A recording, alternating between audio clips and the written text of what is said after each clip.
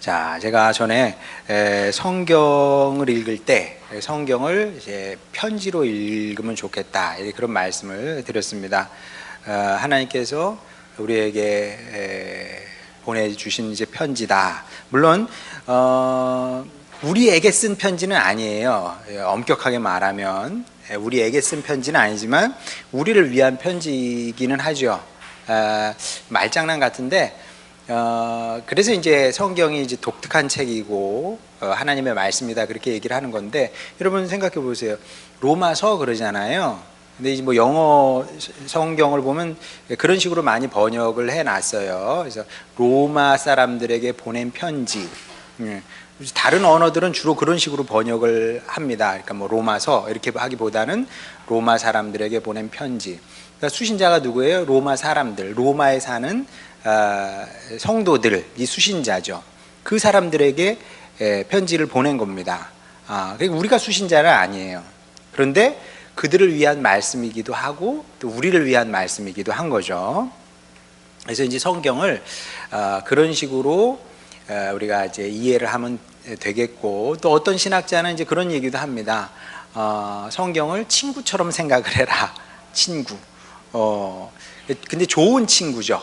좋은 친구인데 아무리 좋은 친구여도 지내다 보면 이게 안 맞는 부분이 있단 말이에요. 그러면 안 맞는 부분이 있으면은 우리 절교야 이렇게 안 한다는 거예요. 그렇죠? 왜냐하면 이 친구가 좋은 친구라는 사실을 내가 알기 때문에.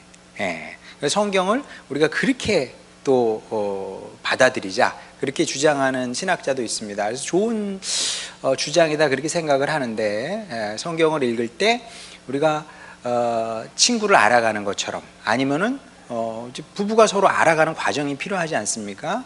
그러면서 조금 뭐 의견 충돌이 있다고 그래서 우리 이혼해 이렇게는 안 한다는 거예요. 그리고 이제 알아가는 과정을 통해서 더 이제 사랑하게 되고, 그리고 그 알미 나를 바꾸기도 하는 거죠.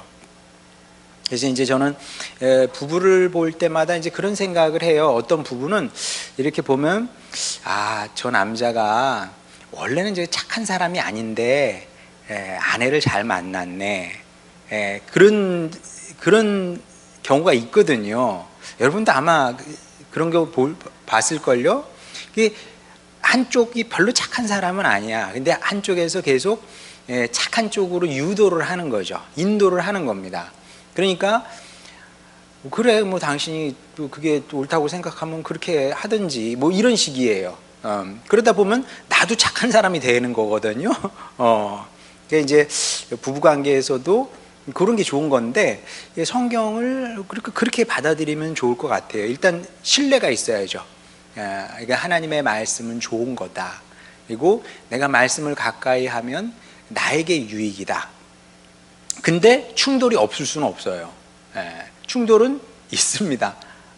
마치 여러분이 설교를 들을 때 항상 기분이 좋지는 않잖아요. 그렇죠? 어떤 때는 싫다 이런 생각이 들죠. 왜 안 들겠습니까? 근데 그럼에도 불구하고 꾸역꾸역 같이 가는 이유는 뭐냐 하면 그 믿음이 있기 때문에 그래요. 내가 좀 받아들이긴 어렵지만, 이해는 잘 안 되지만, 그래도 이게 넘으면은 나에게 복이 되는 거거든. 마치 한쪽 배우자가 성격이 좀 좋지 않고 착한 사람이 아닌데, 착한 사람이 착한 쪽으로 유도를 하면, 야, 왜 꼭 그렇게 해야 되는데, 막 이런 식으로 이제 반문하고 싶거든요. 근데 따라가면 나도 좋은 사람이 되는 거죠. 그런 식으로 우리가 성경을 이해하면 이제 좋을 것 같은데, 그래서 이제 사사기 말씀도 읽다 보면 좀 이해가 안 되는 부분도 많고, 이게 사사기가 요지경이라, 진짜 뭐 이게 하나님께서 우리에게 주신 편지라고 그러면은 이게 도대체 무슨 뜻인지 좀 이해가 안 되는 부분도 많고 그래요. 자, 그럴 때는 제가 이제 누차 얘기한 건데, 이것도 성경을 읽고 묵상할 때 굉장히 중요한 겁니다. 제가 여러 차례 얘기를 했는데, 절대로 그 성경주의자가 되면 안 된다. 그러니까 이제 성경 한 구절 딱 놓고 이게 진리의 말씀이야, 그거 가지고 우기게 되면 답답하고, 그런 사람하고는 저는 좀 어려워요. 그렇게 하면 어려워. 비근한 예로 그 느헤미야에 보면 재밌는 말씀이 나옵니다. 느헤미야가 딱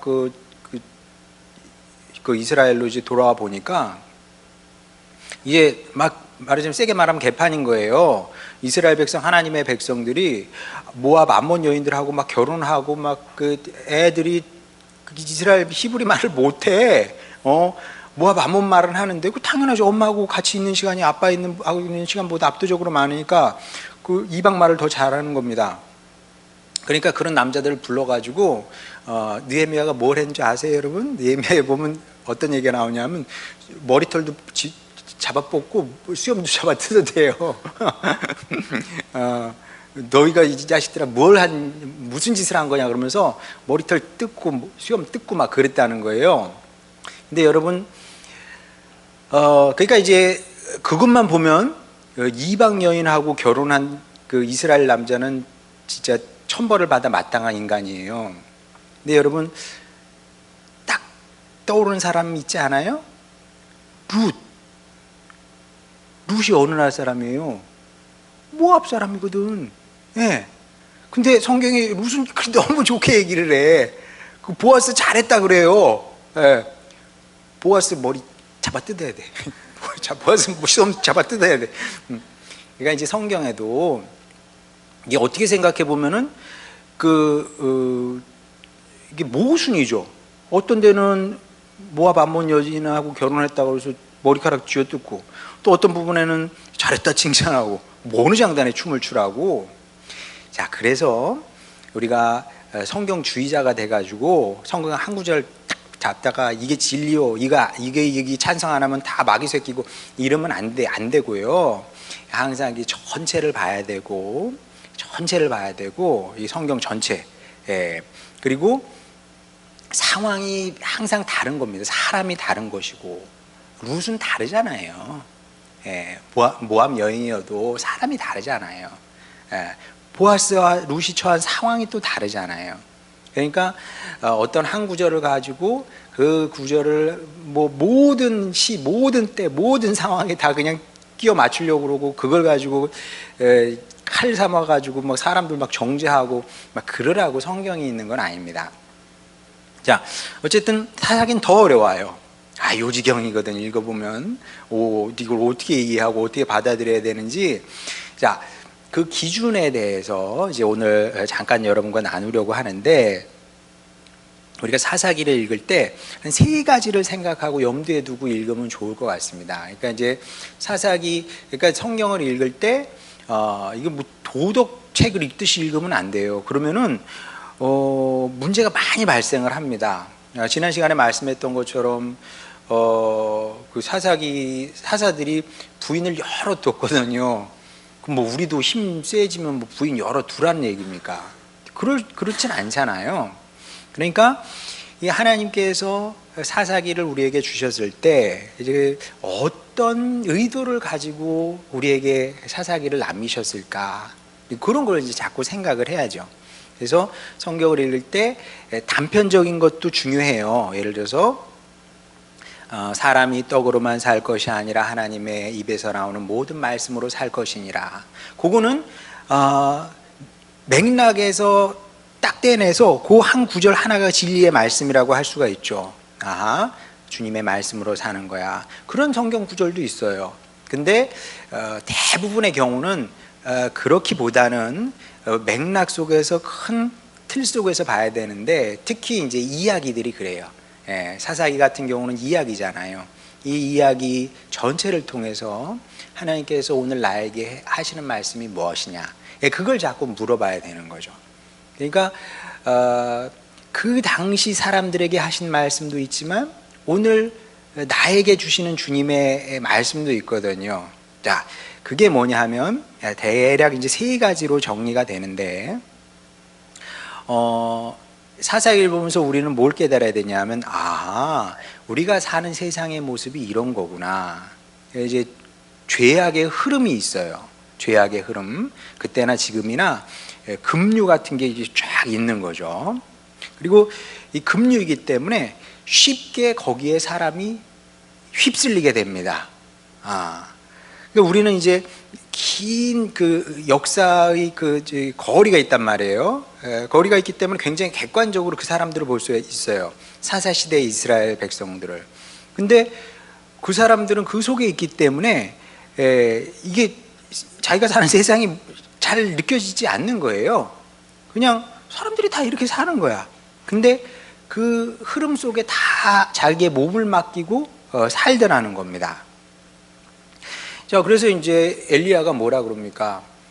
나만 남았다 그러거든요. 이게 무슨 소리냐면 그 당시 시대의 흐름이 있는데 그 시대의 흐름에 다 올라탄 거예요. 올라타서 쫙 가고 있는데 엘리야만 그 흐름을 거슬러서 이 주님의 뜻을 향해서 이제 살아가고 있었던 거죠. 네. 그러니까 이제 엘리야가 볼 때 자기 혼자 남았다 이런 이제 그 생각을 할 수밖에 없었던 건데, 근데 왜 이런 일이 일어나냐? 왜냐하면 그 죄의 이 유혹이 그만큼 이제 강력하다고 보면 되는 겁니다. 이제 사사기를 통해서 하나님께서 우리에게 주신 경계의 말씀인 거죠. 죄의 유혹은 이렇게 강렬한 것이다. 마치 고양이가 생선의 냄새를 거부할 수 없는 것처럼 사람도 그 죄의 냄새에 예민하게 반응할 수밖에 없는 거죠. 끌리게 돼 있는 겁니다. 자, 그런데 그렇긴 한데 사람은 또 사람이거든요. 예, 사람은 사람이기 때문에 사람을 하나님께서 아주 특별한 존재로 만들어 놓으셨잖아요. 창세기를 잘 읽어보게 되면 그 사람을 하나님께서 창조하실 땐 굉장히 다른 말씀을 하시는 것을 보게 됩니다. 예를 들어서 땅을 향해서 주님께서 명령하시거든요. 땅은 온갖 열매를 맺는 식물을 내라 그래요. 이 얘기는 뭐냐 하면 하나님께서 땅을 창조를 하셨어요. 그리고 땅에 어떤 가능성을 주신 거죠. 그래서 뭐 굳이 하나님께서 하시지 않아도 네가 내봐. 그랬더니 땅이 낸 거예요. 물론 땅이 스스로의 힘으로 낸 건 아니죠. 왜냐하면 하나님께서 주신 힘으로 낸 거니까. 이런 식이에요. 근데 사람은 하나님께서 직접 우리가 우리의 형상대로 사람을 만들자 그러시거든요. 하나님께서 특별히 만든 이 피조물이 모든 피조물과 구분되는 것이 이제 사람인데, 이 사람은 하나님의 형상을 갖고 있거든요. 하나님의 형상을 갖고 있기 때문에 하나님을 지각하고 인식할 수 있는 유일한 존재입니다. 동물이 하나님에 대해서 생각할 수 있다고 생각하기는 좀 어려워요. 그렇죠?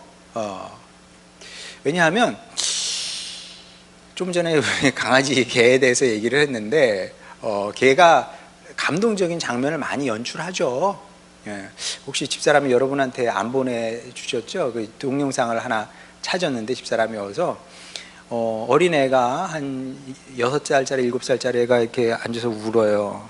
그랬더니 조그만 개가 그 와가지고 이렇게 보더니 아주 조심스럽게 발을 내밀어서 이렇게 토닥토닥 해줍니다. 그러더니 그래도 계속 그 어린애가 울어요. 그러더니 돌아보더니 휴지를 물어다가 주더라고요. 걔가 이제 눈물 닦잖아요. 그랬더니 걔가 두 발을 벌려서 이렇게 안아주더라고요. 야, 참. 그래서 그런 생각을 했습니다. 이게 참 자식보다 낫다. 자식보다 낫네. 개를 키울까?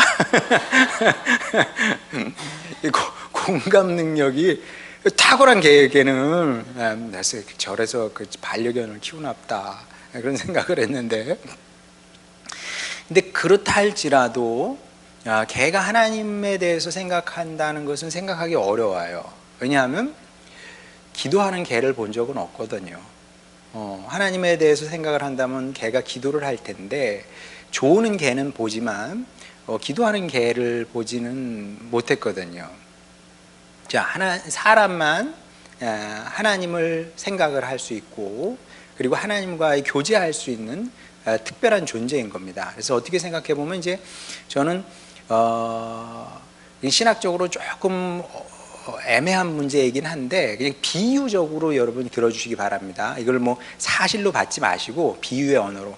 하나님께서 사람을 당신의 형상대로 만드셨다는 것은 종의 경계를 무너뜨렸다. 물론 이제 하나님을 무슨 종으로 규정을 하겠어요. 그러니까 비유라고 하는 거예요. 그러니까 여러분, 사람이 반려견과 소통을 할 수 있잖아요. 그럼 깊은 소통이 가능하대요. 정말 사람 못지않게. 근데 아무리 깊이 소통을 해도 걔가 나의 배우자가 될 수는 없잖아요. 그렇죠? 왜냐하면 종의 한계가 있는 거예요. 종의 한계가 있기 때문에 내가 너를 사랑하고 네가 나를 아무리 사랑을 해도 너는 너고 나는 나야. 그 이제 부부의 깊이까지는 이룰 수 없는 거죠. 근데 하나님께서 우리를 당신의 형상대로 만드셨다는 것은 뭐냐면 그 종의 한계를 극복하는 게 아니라 없애버리신 거죠. 그래서 성경에 보게 되면 우리가 이제 주님의 신부가 되는 것이고 이제 하나됨이죠. 그게 가능하다는 거고, 예수님도 그렇게 말씀하시잖아요. 아버지와 내가 하나인 것처럼 저들이 하나가 되고 또 우리와 함께 하나가 되길 원합니다. 이게 예수님의 기도거든요. 예, 그러니까 하나가 되는 거거든요. 그래서 사람은 동물과 달리 정말 주님을 향해 계속 자라게 되면 성인이 되는 거예요. 성인이 되는 거고, 그 다음에 저 아래로 계속 하락하게 되면 이제 짐승만도 못한 그런 존재가 되는 건데, 그래서 사사기는 우리에게 그걸 지금 질문하고 있는 겁니다. 너는 어떤 인생을 살고 싶으냐? 죄의 흐름 따라갈래? 아니면 그보다 훨씬 더 나은 하나님과 하나 되는 길이 있는데 거길 따라갈래? 이제 그걸 묻는 거죠. 근데 이제 사람들이 단순해서 보통 어떻게 생각하냐면, 그러니까 어른이 아이와 다를 게 별로 없어요. 여러분 아이들이 무슨 얘기를 하는지 한번 잘 들어보세요. 뭐라 그러냐면, 엄마, 아빠, 다른 애들 다 해요. 그래요, 안 그래요? 다른 애들 다 해요. 다른 애들 다 가지고 있어요. 다른 애들 다 이렇게 해요. 다 이거 지금 이렇게 하고 있어요. 근데 그게 뭐예요? 이 더위에 긴 팔, 긴 옷 시커먼 거 입고 다니는 거지. 그 다음에 슬리퍼 이렇게 들고 다니는 게 이렇게. 예, 이렇게. 그래서, 아니, 신발 주머니 있잖아. 신발 주머니. 근데 그게 요즘 아이들 사이에서는 그게 좀 부끄러운 일인가? 그럴 수 있어요. 왜냐하면, 애들이 욕하는 거죠. 너 범생이냐? 막 이렇게 되는 거죠. 우리는 어른들은 단정한 걸 좋아하잖아요. 근데 애들은 이게 실내화를 이렇게 해가지고 이렇게 보기도 안 주고, 그거 얼마나 불편하겠어요. 안 불편할까, 여러분? 예, 이게 불편할까? 근데 말하면 들어요, 안 들어요? 안 듣죠. 왜? 다른 애들 다 이렇게 하니까. 근데 그렇다고 해서 혹시 여러분 자녀 중에 누가 이렇게 달고 다녔으면 너무 뭐라 그러지 마세요. 그냥 다 그렇게 한대. 뭐 크게 그런다고 해서 크게 문제가 될 건 아니에요. 그러니까 내버려 두세요. 뭐 그냥 그거 가지고 뭐 고쳐라 그런 얘기는 아닙니다. 근데 아이들의 논리가 그렇다는 거지. 근데 어른도 마찬가지예요. 어른도 다 그렇게 하잖아. 근데 그렇게만 아시기 바랍니다. 다 그렇게 하니까 나도 그렇게 되면, 제가 저희 아들한테 강조하는 게 있어요. 달라야 멋있는 거다. 달라야 사람이 달라야 멋있는 거지. A도 하고 B도 하고 C도 하고 D도 하는데 너까지 할 필요가 뭐가 있냐? A, B, C, D 다 그거 하니까 너는 다르게 살면 더 멋있잖아. 물론 이제 받아들이기는 어렵죠. 근데 이게 설득이 돼야 돼. 왜냐하면 이게 설득이 돼야 그 흐름에 올라탔다가도 뛰어내릴 수가 있는 겁니다. 그러니까 사사기가 그걸 얘기하는 거예요. 네가 그 흐름에 올라탈 거니? 아니면 뛰어내릴 거냐? 자, 뛰어내릴 수 있는 능력이 우리에겐 있습니다. 왜냐하면 여러분 생각해 보세요. 강아지든 고양이, 제가 자꾸 강아지 고양이 얘기하고 우리를 비교해서 여러분 좀 기분 나쁠 수도 있는데, 그래도 요지는 그래요. 강아지 고양이보다 나아야 되지 않겠냐 이거지. 말하자면 강아지 고양이도 훈련을 받으면요, 훈련 받은 대로 산대요. 강아지한테 너 이거 먹으면 안 돼, 내가 먹으라 그러는 건 먹는 거야, 먹으면 안 된다는 건 먹으면 안 돼, 그러면은 충직한 개들은 안 먹는데요. 예.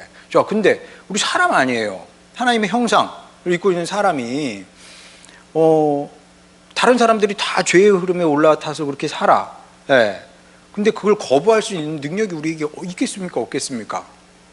있죠. 예. 있는 거예요. 근데 이게 강제로는 안 된다는 거지. 강제로는. 마치 우리 자녀 중에 하나가 게임에 미쳐가지고 PC방에 가서 살아요. 빼올 수는 있어요. 응? 달려가가지고 이제 뭐 멱살 잡고 끌어낼 수는 있겠지. 근데 그게 가능은 하지만 그게 얼마나 지속 가능하냐는 거죠. 그게 다시 간다니까. 왜냐하면 자기가 결정한 게 아니기 때문에. 그래서 이제 성경은 어떤 면에서 계속 우리에게 이제 질문을 하는 거죠. 결단을 해라. 어떻게 할 거냐.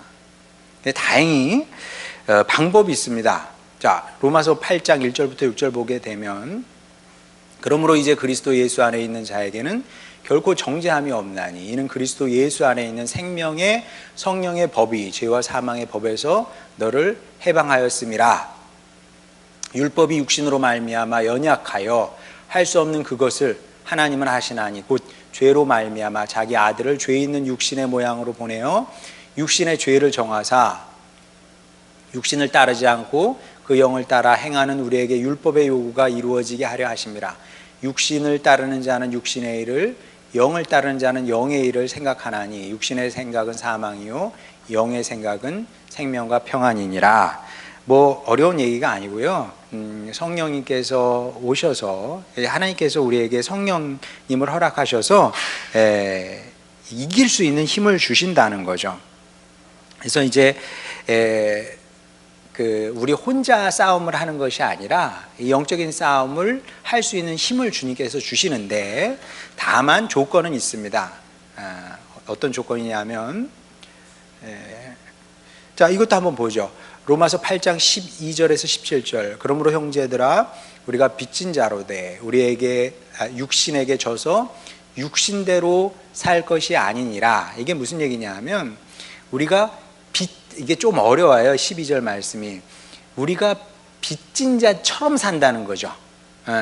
누구에게 빚을 졌어요? 육신에게. 육신이, 여기서 육신은 이 육을 얘기하는 것이 아니라 죄의 소욕을 말하는 겁니다. 그래서 죄에 빚진 자로 산다는 거죠. 그래서 죄가, 야, 너 나한테 미쳤으니까 너 이거 해.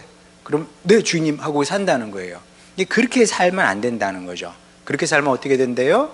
반드시 죽을 것이로되 영으로서 몸의 행실을 죽이면 살리니. 이게 이제 성경의 가르침인데,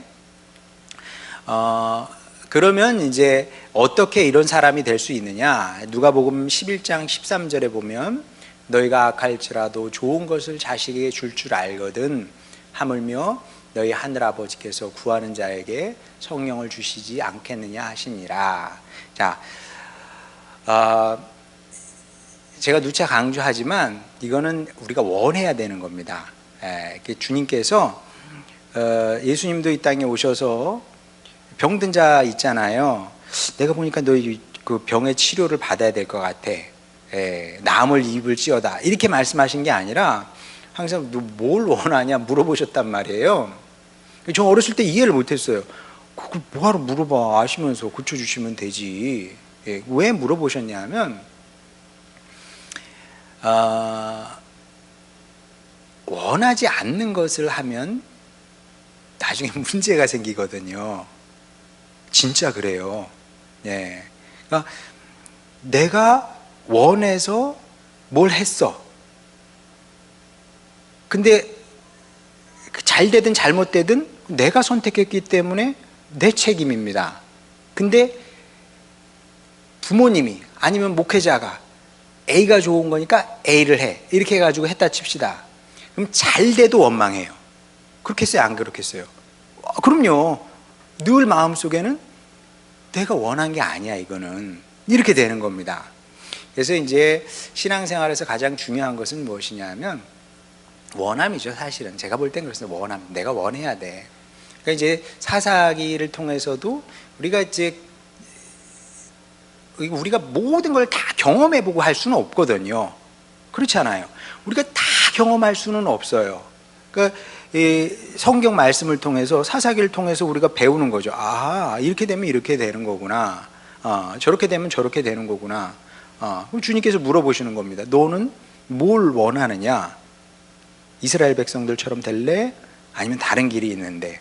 예. 그러면 이제 그걸 우리가 원하고 기도하면, 그러면 이제 주님께서, 세상 사람도 그러잖아요. 하늘은 스스로 돕는 자를 돕는다고. 비슷한 말씀입니다.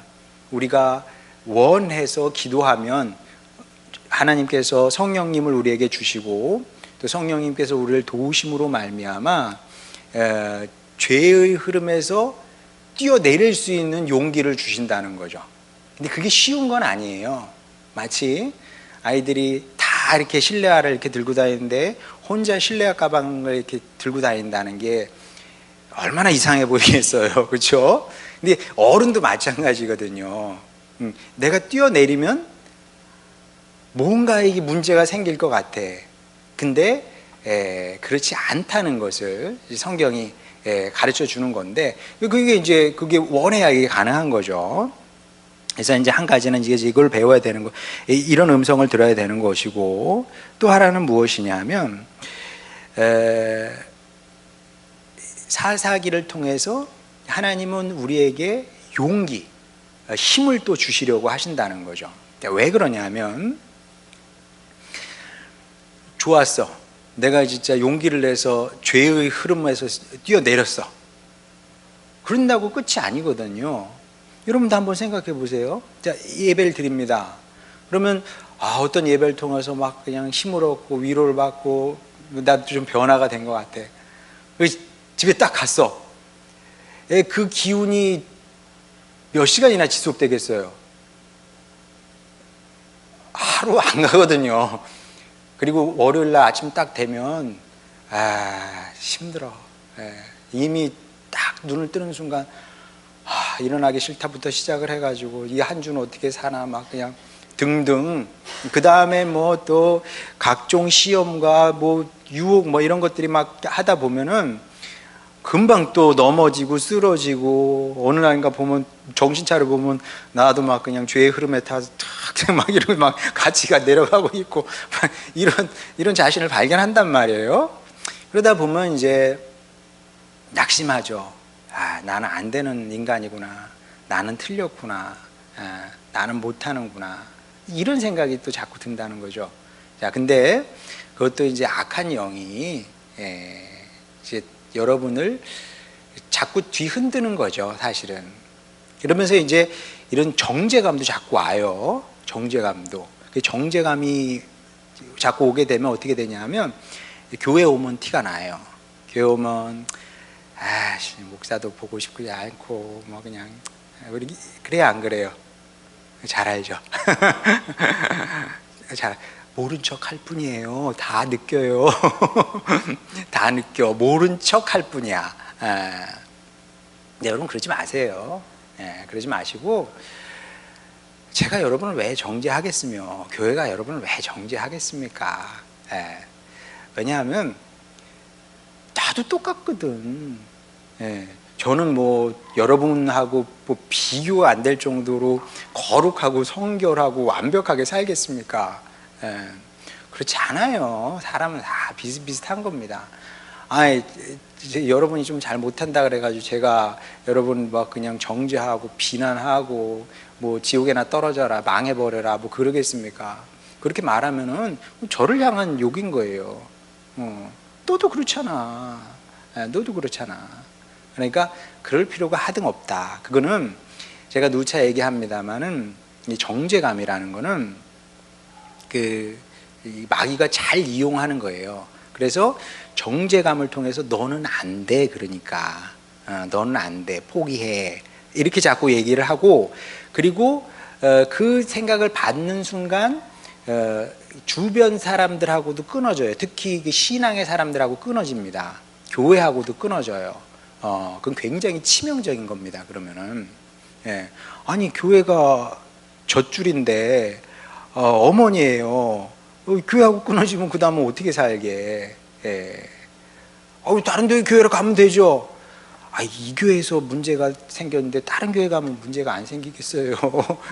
이게 쉬운 게 아니에요, 그게. 그런 식으로 따지면 뭐 결혼해가지고 이혼하고 다른 남자, 다른 여자 만나고 그렇게 살면 되지.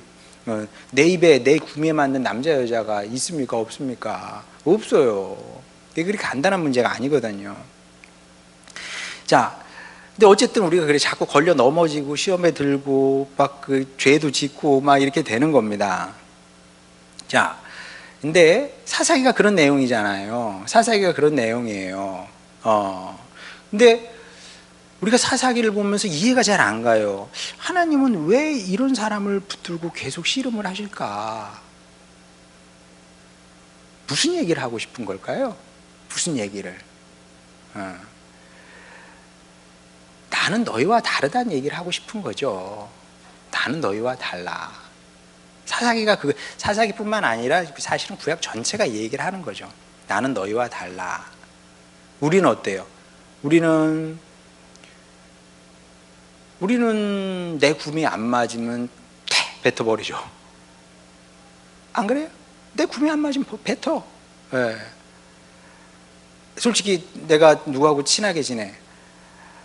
뭐 나에게 큰 해를 안 끼치고 있으면 뭐 도움이 안 되는 거 아니고 또 너라도 없으면 좀 인생이 외롭고 그러니까 친하게 지내는 거지. 무슨 뭐 그 이상의 의미는 없어요. 대부분 사람들이 그렇지 않아요. 예. 그래도 너라도 있어야 내가 가끔 만나서 놀기도 하고 뭐 술 한잔 하고 뭐 이러니까 이제 친하게 지내는 건데, 만약에 나를 기분 나쁘게 지속적으로 기분 나쁘게 하면 관계는 끊어야 되는 거예요. 근데 여러분 사사기 보세요. 야, 하나님께서 계속 이스라엘 백성들이 배신했는데도 또 받아주고 또 받아주고 또 받아주고 또 계속 이 얘기가 지속이 되거든요. 저는 어렸을 때 이해가 안 갔어요. 그러면 싹 없애버리고 새로 시작을 하든지 좀 다른 민족이 있을 거 아니야. 대한민국이라고 못 들어보셨나 우리 주님?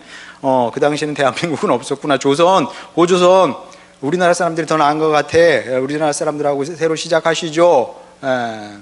근데 여기에 대한 주님의 음성은 뭐냐면 너희들은 그렇게 해도 나는 그렇게 못해. 왜? 로마서 11장 29절 보겠습니다. 하나님의 은사, 선물이죠. 하나님께서 이스라엘 백성에게 선물을 주셨어요. 무슨 선물 주셨을까요? 당신을 주신 거예요. 당신을. 또 부르시면은 그들을 부르셔서 당신을 준 거 아닙니까? 후회하심이 없느니라. 돌이키지. 그러니까 하나님의 부르심에는 후회도 없고요. 그 다음에 뭐 철회도 없는 거예요. 계속 그 관계는 가는 겁니다. 하나님께서 지금 이스라엘 버리셨잖아요. 아니요. 하나님께서 이스라엘 버리신 적이 없어요. 지금까지도. 여전히 그들이 돌이키지 않을 뿐이지. 그래서 예수님께서 뭐라고 그러십니까? 베드로가 물어봐요. 얼마나 많이 용서를 해줘야 됩니까? 나에게 죄진 사람을. 얼마나 많이 용서해 줄까요? 한 7번? 70번에 7번이라도 해주라고 하시잖아요. 남 얘기 하시는 거겠어요? 그게? 이론적인 얘기. 70번에 77, 49, 490번 용서해줘라. 그렇게 이해하면 머리가 나쁜 사람이죠. 7은 완전 숫자거든요. 완전 숫자에 10을 곱한 다음에 거기다 또 다른 완전 숫자를 곱했다는 것은 무슨 뜻이냐 하면 하나님의 신실함은 영원하다는 겁니다. 그러니까 여러분 안심해도 돼요. 저는 처음에 주님을 만나고 그런 두려움에 사로잡혔어요. 내가 은혜를 받았는데, 은혜를 받았지만 여전히 부족하고 여전히 죄짓고 여전히 뭐 그렇거든요. 그러니까 주님께서 나를 버리실 것 같은 거예요. 내가 볼 때 이게 바뀌어야 되는데 안 바뀌니까. 근데 그게 아니고요. 우리가 주님을 거부하지 않는 이상, 이스라엘 백성들이 그래도 망해요. 망하면 힘드니까 또 부르시죠. 그럼 주님께서 또 구원해 주셔. 사사기 내용이 계속 그게 반복이 되는 거잖아요. 먹고 살만하니까 또 가서 또 주님을 우습게 알고 또 이상한 짓 하거든? 또 망해. 죽겠거든? 또 부르시죠. 또 주님께서 받아주셔. 계속 이게 반복이 되잖아요. 그러니까 이제 제가 볼 때 그래도 우리가 이스라엘 백성, 사사시대 이스라엘 백성보다는 좀 낫지 않나 그런 생각이 들고, 이런 우리를 주님께서 버리실 리가 없고, 그러니까 여러분이 이제 받아들여야죠. 믿음으로. 하나님께서 정말 나를 자녀로 부르셨구나. 부르셔서 다른 어떤 것이 아니라 당신 자신을 우리에게 주셨구나. 그리고 이것을 후회하지 않는구나. 마치 여러분이, 저도 삼남매 아빠고 여러분도 애를 낳아서 키우잖아요. 여러분의 애 낳은 걸 후회하십니까? 내가 어쩌다 이 새끼를 낳아서 내가 인연을 낳았나 막 그래요? 속은 썩여도 후회하진 않아요. 근데 하나님도 마찬가지지. 그러니까 사사기를 통해서 우리가 그런 마음의 평안을 누려도 된다. 그러니까 우리가 자주 넘어지고 쓰러지더라도 우리의 삶을, 우리의 미래를 긍정할 수 있는 근거가 사사기인 거죠. 내가 사사기를 봐라. 하나님의 음성을 들어야 돼요.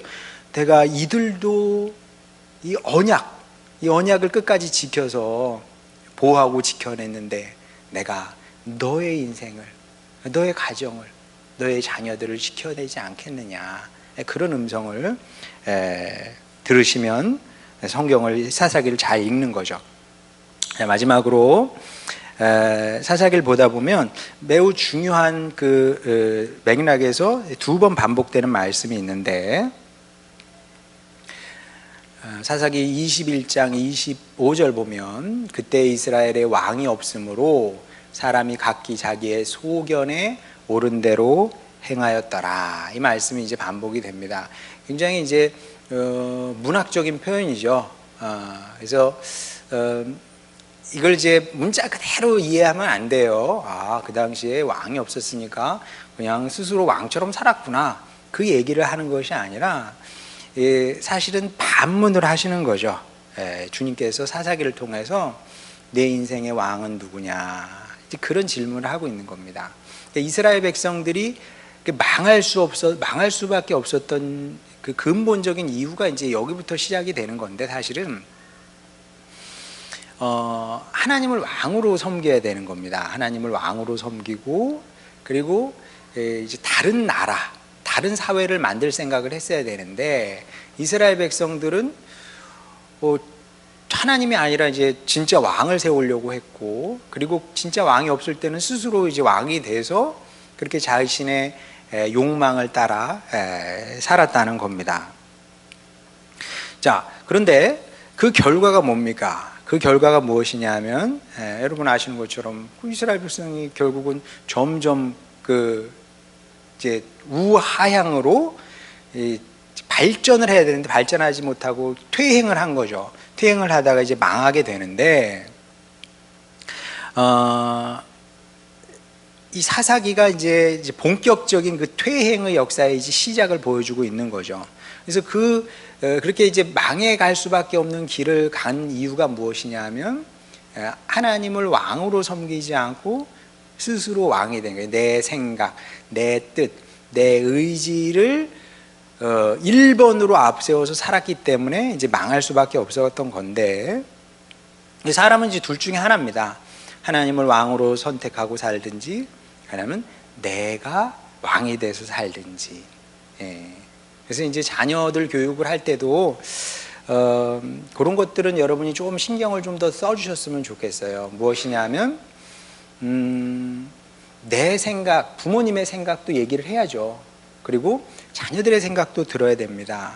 자, 그러나 그것보다 항상 더 앞서야 되는 것은 무엇이냐면, 하나님의 뜻은 무엇이라고 생각을 하느냐. 하나님은 여기에 대해서 어떻게 생각할까? 거기에 대해서 우리 한번 기도해 보자. 너는 어떻게 생각하냐? 물론 뭐 쉬운 일은 아니에요. 저도 이제 자녀를 키워보니까 그런 이제 어려움들이 굉장히 많죠. 부닥치는 어려움들이. 근데 이제 또 한편으로는 아직 어리니까, 그러니까 이제 인생을 이해하기 위해서는 좀 시간이 좀 필요하잖아요. 근데 어쨌든 우리는 그 과정까지 우리의 자녀들이 그 길을 걸어갈 수 있게끔 붙잡는 역할을 해야 되거든요. 그러니까 이제 그러니까 주님 안에 성인이 되기 전까지는 많은 일들이 있을 수밖에 없는데, 거기서 부모가 붙잡아 주지 않으면은, 거기서 너무 멀리 가버리게 되면 이 돌아오기가 쉽지 않을 수도 있기 때문에. 근데 그 중에 하나는 무엇이냐면 부모로서 계속 그 역할을 하는 거죠. 그래, 엄마 아빠의 생각도 있고 네 생각도 있는데 다 중요해. 안 중요한 건 아니야. 그렇지만 하나님의 생각은 무엇일까? 이런 이제 도전, 아니면 교육, 훈육, 이런 것들이 이제 가정에서 계속 돼야 된다는 거죠. 왜냐하면 어떤 왕을 선택하느냐에 따라서 우리의 미래가 너무나 달라지기 때문에 그렇습니다. 이스라엘 같은 경우는 이렇게 자기의 소견대로 자기가 이제 왕이 돼서 살게 되니까 결국은 이제 망해버리게 된 거죠. 불행한 인생을 살게 됩니다. 민족이 멸망하게 됩니다. 그래서 사사기는 어쩌면 계속 우리에게 이제 그런 질문을 하고 있는지도 몰라요. 그럼 너는 어떤 선택을 하고 싶으냐? 어떤 것? 어떤 선택을 할래? 이제 당장 이제 내 뜻대로 하면은 뭐든 쉬워요. 쉽기는 해. 쉽기는 한데 결과는 좋지 않은 거죠. 근데 주님은 그걸 아시니까, 근데 그래도 주님은 우리의 뜻을 막 강제로 꺾을 수는 없어요.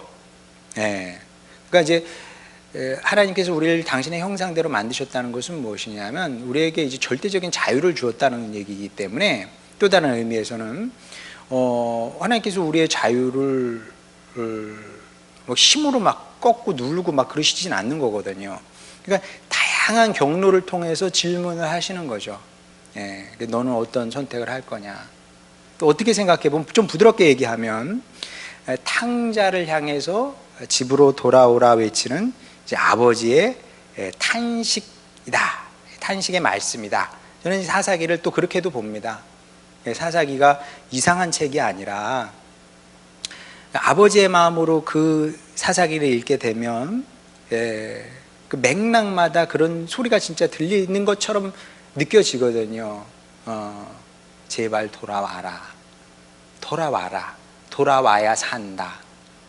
이제 사사기를 여러분이 읽고 묵상할 때 이제 이런 주님의 음성을 생각을 하면서 읽게 되면, 야, 이게 진짜 막 그냥 이게 뭐냐, 이상한 얘기네, 그것이 아니라 은혜의 말씀으로 다가올 수도 있다는 거죠. 그래서 이제 어쨌든 강조점은 무엇이냐면 그 사사기는 우리에게 하나님을 왕으로 섬기며 살아라, 이런 말씀을 하고 있는데, 근데 이제 전에도 설교했던 것처럼 우리에게 이제 굉장히 좀 거부감이 드는 얘기긴 해요, 사실은. 왜냐하면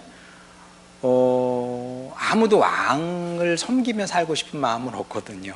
그렇지 않아요? 내가 자유인인데 자유인이 누구를 섬기며 살아? 누구의 소리를 들으며 살아? 말이 안 되잖아요. 그러니까 이제 저는 이제 무신론자들의 얘기도 들어봅니다. 들어보고 뭐 그 사람들 책도 읽고 강연도 듣고 이렇게 되는데 그런 자존심이 허락하지 않는 것 같아요. 근데 이해는 돼요. 내가 사람으로서 그 인간 존엄이라는 거는 내가 무릎 꿇고 싶은 사람한테 꿇는 거지, 신이니까, 내가 신이 있으니까 무릎 꿇어, 나는 그렇게 못하겠다는 거예요. 들어보면 꽤 멋있죠. 들어보면 오, 괜찮은데 멋있어 보여요. 근데 일리는 있는데 근데 왜 우리는 하나님을 왕으로 섬기며 살아야 되냐 하면 그 C.S. 루이스라고요. C.S. 루이스 뭐 여러분이 굳이 그분 책을 사서 읽을 필요는 없는데 그분이 아주 위대한 문학가거든요. 문학을 한 분인데 그분이 오랫동안 그 영적인 고민을 많이 합니다. 고민을 많이 하고 뭐 천재기 때문에 책도 엄청나게 많이 읽고 뭐 젊은 나이에 뭐 그냥 그 저기 영국 최고의 대학의 교수가 된 사람이니까 지금은 돌아가셨습니다만은 그분이 뭐 문학책도 읽고 철학책도 읽고 막 다 읽은 거예요. 읽고 나서 이제 원래는 무신론자였는데 어느 순간에 복음으로 귀의하게 되죠. 복음으로 귀의하게 되는데 무신론자였을 때는 그분도 같은 생각이었어요. 아니 내가 A라는 사람을 존경해서 그 사람에게 내가 즐거운 마음으로 기쁨으로 무릎을 꿇을 수는 있어. 그 사람을 내가 진정으로 존경한다면. 그러나 신기 때문에 내가 신이라는 이유 하나 때문에 그분에게 무릎 꿇을 수는 없어. 이런 생각을 갖고 있었던 사람인데 어느 순간인가 이제 그분이 주님 앞에 무릎 꿇고 제가 주님을 위한 문학을 하겠습니다. 결단을 하게 되거든요. 그 이유는 굉장히 많은데 뭐 그걸 이 시간에 다 얘기를 할 수는 없고 두 가지만 얘기하면 하나는 그렇습니다. 자기가 주님을 받아들이고 회심하고 받아들여서 복음의 눈으로 말씀의 눈으로 세상을 보니까 문학하는 사람들, 철학하는 사람들이 세상을 보는 것보다 훨씬 더 이해가 잘 되고 잘 보이더라는 거죠. 훨씬 더 합리적이라는 거예요. 첫 번째는. 두 번째는 뭐냐면 무신론자들이 멋있는 것처럼 보여요. 근데 그 사람들이 그렇게 하나님 앞에 무릎 꿇지 않고 나는 내 주관대로 사는 걸 보니까 세게 말하면 개차반이더라는 거예요. 개차반이지. 여러분 하이데거 위대한 사상가죠. 위대한 사상가예요. 무슨 짓을 했습니까? 학생 한나 아렌트, 자기는 유부남이면서 한나 아렌트가 자기 좋아하니까 쉬는 시간 데리고 가가지고 모텔 짓 하고 그랬거든요. 그래요. 하나님 없이 살면 무슨 소리 합니까? 내 욕망을 허하라. 자기 욕망대로 살아가는 거예요. 루이스가 보니까 아름답지 않더라는 거지. 그들의 삶이 아름답지 않아. 그리고 오히려 위선적인 경우가 많고, 그러면서 이제 루이스가 고백하게 되죠. 그렇습니다. 주님, 하나님을 왕으로 섬기면서 삶으로 말미암아 비로소 제가 자유의 의미를 알게 됐습니다. 그제서야 자유 그러는데 사람들이 자유가 뭔지도 몰라. 자유의 의미를 알게 됐고 인생의 아름다움이 무엇이고 인생의 목적이 무엇인지, 그리고 하나님께서 우리를 억압하시는 분이 아니라 말씀을 주셔서 우리를 생명길로 인도하시고 우리를 의와 가치의 길로 인도하시는 것을 제가 고백하게 됐습니다. 알게 됐습니다. 고백하게 되거든요. 그러니 여러분, 하나님 앞에 무릎을 꿇는다는 것은 내 자존심을 꺾는 게 아니고요, 그로 말미암아 우리가 더 나은 인생을 살게 되고, 사람답게 사는 길이 이거밖에 없어요. 다른 게 있으면 알려주시라. 제가 그거 하겠습니다. 그러니까 사람답게 사는 길은 이거밖에 없고, 사람답게 살 수 있을 뿐만 아니라 복되고 아름답고 가치 있는 길, 그리고 구원의 길이 여기 있다는 거죠. 그러니까 사사기가 바로 이런 복음을 이야기하고 있는 겁니다. 그래서 여러분이 사사기를 읽으실 때 이런 관점을 갖고 읽게 되면, 사사기가 이상한 책이 아니라 사사기도 복음을 담고 있구나 깨닫게 되실 겁니다. 자, 오늘은 조금 더 했는데 사사기 이렇게 마치도록 하겠고, 다음 달에는 사무엘상 하도록 하겠습니다. 고맙습니다. 네.